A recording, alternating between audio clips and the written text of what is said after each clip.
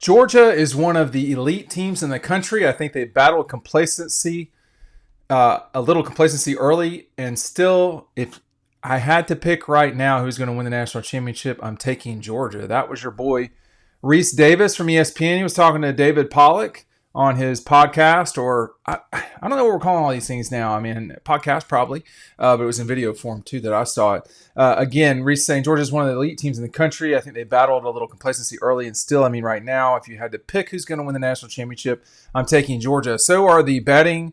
So is the betting world. Look, that's where I started the season. I'm not sure I've changed my mind at all about that yet. I think that when you look at where Georgia's, I mean, they're not a massive favorite over Ohio State and Oregon, but they are almost double what Texas is and 4 times what Penn State is. Tennessee is lower than that, and then it goes on down from there. Clemson, Miami. I don't think anybody thinks those guys are going to win. Alabama's the one that's fallen kind of the most. Alabama's been very up and down. They have been that they're the team that people think are going to win it, and then not. But I think let's just talk about what Rece was talking about here. We're the day before Georgia, Florida, and the last time we saw Georgia play, they absolutely smashed Texas. Well, it's not been like that all season. It's not been like that all season at all. And I think that's the part that everybody's going to have to wrap their head around. You cannot judge Georgia by best Georgia each week. Now, we talk about standard, and sometimes that's a way to criticize them, is saying, hey, well, they're not playing at their best. Well, no, they're probably not. I mean, even against Texas, they left points on the board for sure. There were some mistakes the targeting, those were mistakes. The onside kick, what looked like an onside kick, that was a mistake. Carson had 3 interceptions. I can't remember how many interceptions Carson had, but whatever it was, those are mistakes. I mean, one of them was a really good play by the kid from Texas, but you get my point in that, Georgia's not played their best game so far. I don't really see how no one would really make that argument. I think Oregon probably played their best game this past week against Illinois. I mean, Illinois is a pretty good team, and they smashed them. And I've seen Georgia do that to people over time. But people are kind of, I've got the 2 books back there, the Dawgstruction. I've got Double Dogs behind me. That undefeated Georgia team, there were times they didn't play well. I mean, the Missouri game, the Kent State game, the Mississippi State game, certainly in the first half, the Kentucky game as an offense the whole time. I mean, you want to say Ohio State, I would say that defensively they had a hard time with Ohio State for sure. Every game wasn't Tennessee. Well, they didn't play great against the Gators in 22. It was okay. But it was okay. You cannot judge these guys by perfection.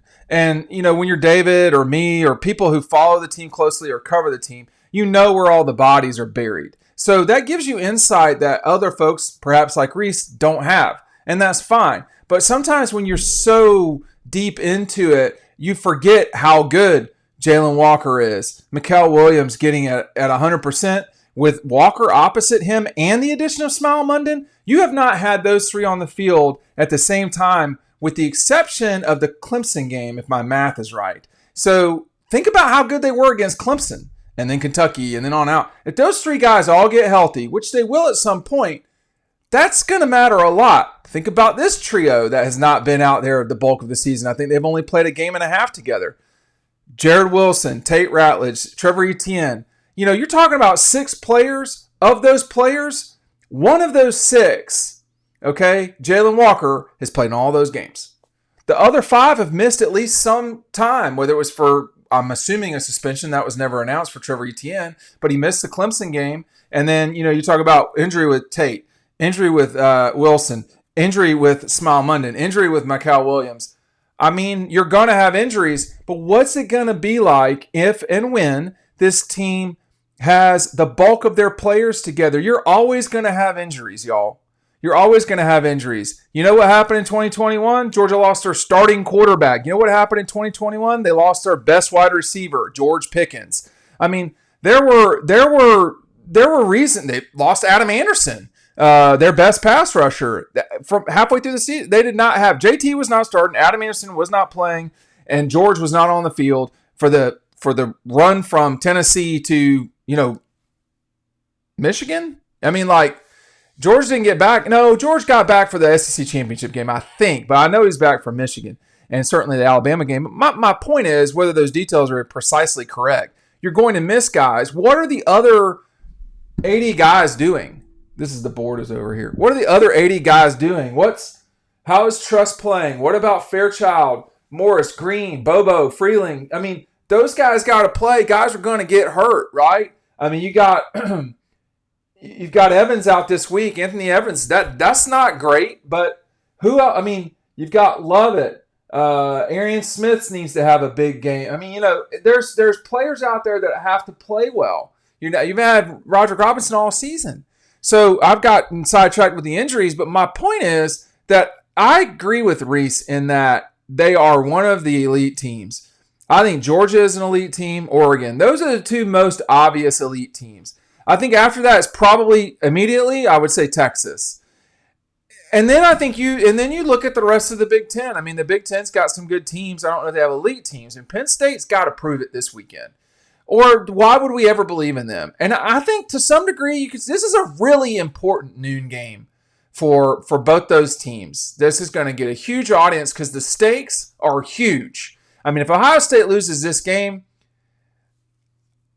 they are probably not going to get into the playoff. Or it's going to be tight. 2 losses, what would be their good win at that point? Indiana?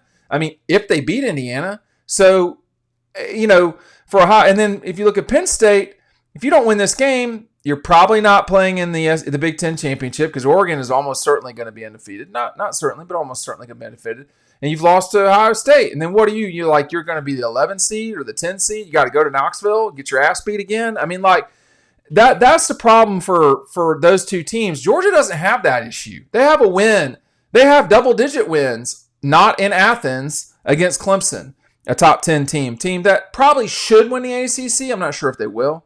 You got a double-digit win, 15-point win at Texas, the number 1 team in the country at the time. Certainly a top 5 team. So no one has that. I mean, Oregon has a very good 1-point home win, and I'm just describing it. I'm not degrading the win over Ohio State. It was a 1-point win. It was a great win, though. I'll tell you that right now. So when you take a look at it, I mean, is there someone I'm missing in the grand scheme of things? Could Miami get high? I mean, got Georgia, Ohio State, Oregon. Talked about them a lot. Texas, Penn State. Tennessee is the 6 right now in terms of betting odds. Would you take them over Clemson? I mean, I don't know. They got Miami after that, Alabama, and then Texas A&M, and then Notre Dame, then Ole Miss, and then Indiana. I mean, like, Iowa State's not winning the national championship.